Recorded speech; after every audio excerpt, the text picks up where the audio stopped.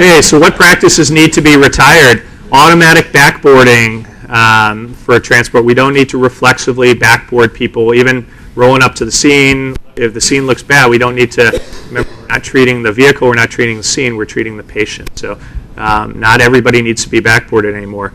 Likewise, we are going to try to move away from backboarding ambulatory patients, okay, with new c-spine control techniques and new c-spine control devices, new cervical splinting. We can splint the c-spine and transport that patient in the position of comfort. Likewise, prolonged attempts to stabilize the spine during extrication, and especially like a multi-trauma patient. Remember, the clock is ticking. You need to get those patients to the trauma center. Likewise, immobilizing, seizing, or combative patients. Mechanical immobilization of the seizing patient or the highly combative patient is actually worsening things. Basically, this patient population is going to benefit more from chemical restraint than physically manhandling them and having them resist. And likewise, forceful inline immobilization during airway management.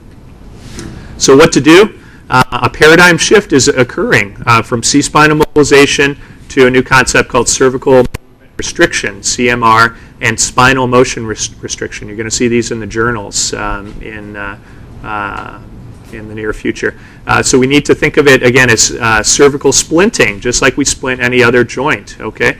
Again, the C-spine is perhaps the most important joint in the body, so we need to splint the C-spine at least as well as they're splinting our ankles out there.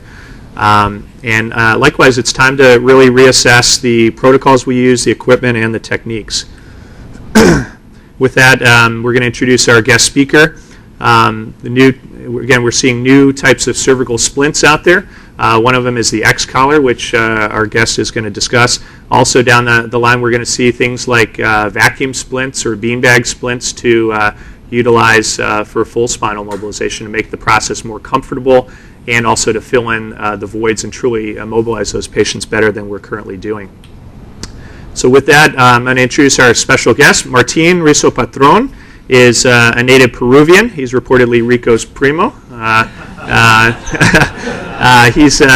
His background, he is a varied background. Like anybody from Miami, he worked as a lifeguard.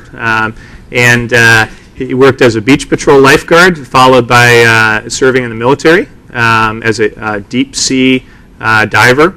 He has worked in international search and rescue as a crew supervisor, especially in South America and Central America. And he worked as a fire medic in Santa Barbara, California.